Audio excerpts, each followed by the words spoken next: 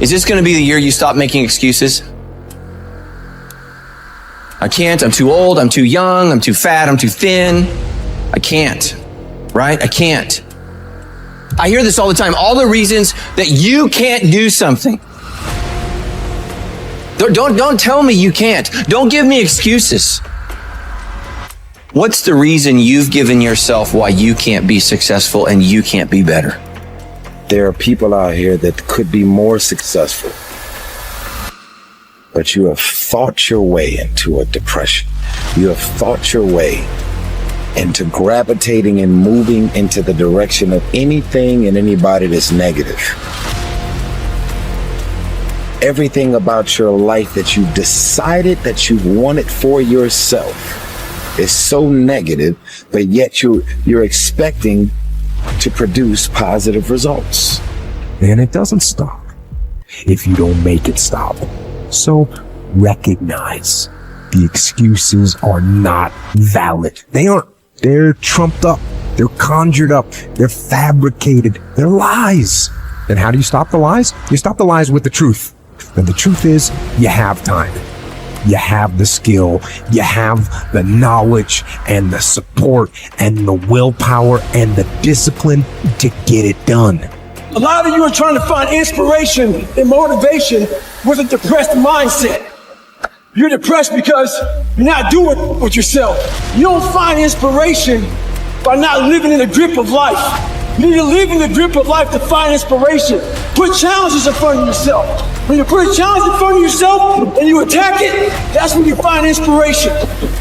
If you want all these things in life and you're just thinking that by some miracle of life it's going to magically happen, you got to wake up. The only way to get what you want in life is to get to work and go and get it. To look at all your adversity and all the excuses square in the face and push yourself out of your comfort zone to achieve what you want. I'm not going to allow things that I have no control over to control me.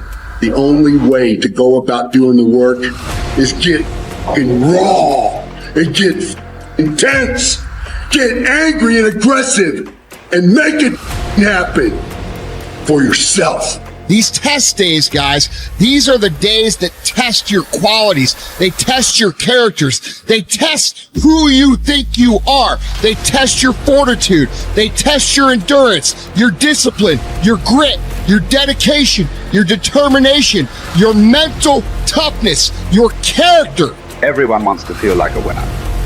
And feeling like a winner requires that you win. You get the feeling of the winner by completing a task 100. When you do this repeatedly, eventually you develop the habit of completing the tasks that you begin.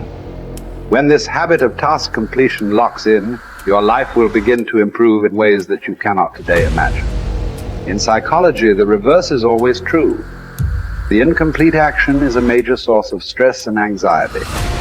In fact, much of the unhappiness that people experience is because they have not been able to discipline themselves to follow through and complete an important task or responsibility. If you have ever had a major assignment that you have been putting off, you know what I am referring to. The longer you wait to get started on an assignment, and the closer the deadline approaches, the greater stress you experience. It can start to keep you up at night and affect your personality. But when you finally launch into the task and push it through to completion, you feel a great sense of relief and well-being. It is almost as if nature rewards you for everything that you do that is positive and life-enhancing. At the same time, nature penalizes you with stress and dissatisfaction when you fail to do the things that move you toward the goals and results that are important to you. Pick something, right? Pick something, a nameable goal, and then try to implement it. And what'll happen is you'll learn a lot by trying to implement it. And one of the things you might learn is what a slightly better goal might be. You know, because if you try something diligently and you succeed or you fail, you're going to learn from the effort expended in the detailed implementation of the goal. Is going to inform you. It'll also transform you physiologically. It does that at a very basic level, neurophysiological level. You will be slightly different as a consequence of the attempt. And what that'll mean is that the next goal you pick will be a little more suited to you. And so it's this kind of pathway, right? It's like maybe the goal you should be attaining is here. but you don't know that because you're clueless, and so you aim there. Well, it's better than there, and it's not nothing. It's not cessation of movement. And if you're supposed to go there and you go here, but you walk diligently towards it, you're a little closer once you get to here than you were here. And it's this oscillating self-corrective process that leads you to the final star. And you have to be willing to engage in erroneous experimentation to manage that, but it is a self-correcting process. And so one of the things I always talk to my clients about is, well, let's try something, and we'll reserve to ourselves the right to alter our trajectory. And then I would use as a corrective there, because you might say, well, how do you know when you're not just giving up, right? Instead of thinking maybe you need a different goal. And I would say, well, you can, if you're really concerned about your proclivity for self-deception, you can enter into a contract with yourself that you won't replace any goal you've set with a goal that's easier. And so you can switch your goal, but it has to be a little harder so that you check yourself against that tendency to withdraw and avoid and be self-deceptive. And that works like a charm. And if you do that with some degree of diligence, your goals will get better and more attainable, and you'll get happier too, because you don't experience happiness except in relationship to a goal. And that's really worth knowing. And that's another thing to think about too. If your life is meaningless, well, you're not pursuing a valued goal. I mean, you might be depressed too, and sometimes that can be like an illness, or something that is really wrong with you. But a good rule of thumb is that if you find no joy in life, there's a very low probability that you're pursuing a goal that you regard intrinsically, like in the depths of your temperament, as worthwhile. And that's technically true, because we do in fact experience most of the positive emotion, let's say, that's associated with emotions like joy. We experience that in relationship to a goal. So, well, then you want to find a goal that regulates your negative emotion and that brings you a certain amount of positive emotion and that expands your competence as you pursue it. And you will experience that as meaningful. That's really what meaning signals. Meaning signals you're doing all those things. You say, well, that's not real. It's like, don't listen to the semantic chatterbox so much. Right? There's levels of you that are far wiser than that. And you can watch what happens to you instead of noticing what you think. The way that you develop courage and confidence is with knowledge and skill. Most fear and doubt arises out of ignorance and feelings of inadequacy of some kind. The more you learn the things you need to know to achieve your goals, the less fear you will feel on the one hand, and the more courage and confidence you will feel on the other. Think about learning to drive for the first time. You were probably extremely tense and nervous and made a lot of mistakes. You may have driven erratically and been a danger to yourself and others. But over time, as you mastered the knowledge and skills of driving, you became better and better and better, and your confidence increased. Today, you can quite comfortably get into your car and drive across the country with no fear or worry at all.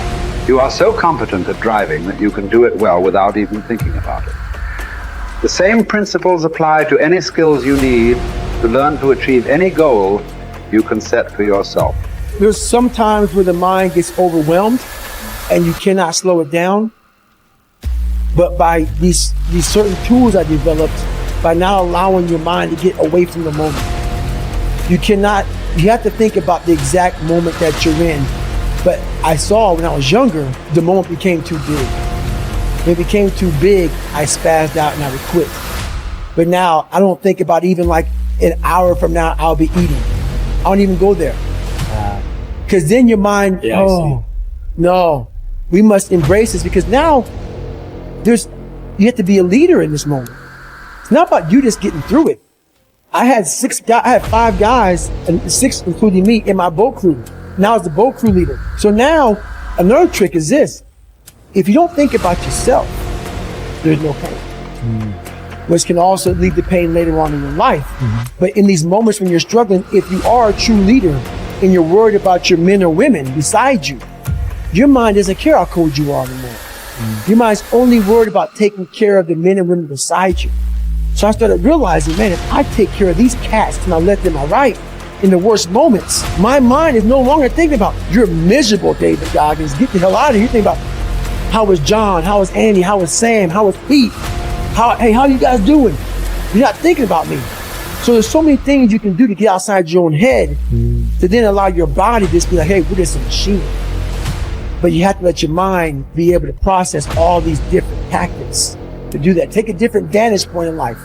When you are in the hell, you can't see the beauty of being in it when you're in it. Get on top of that mountaintop in your mind.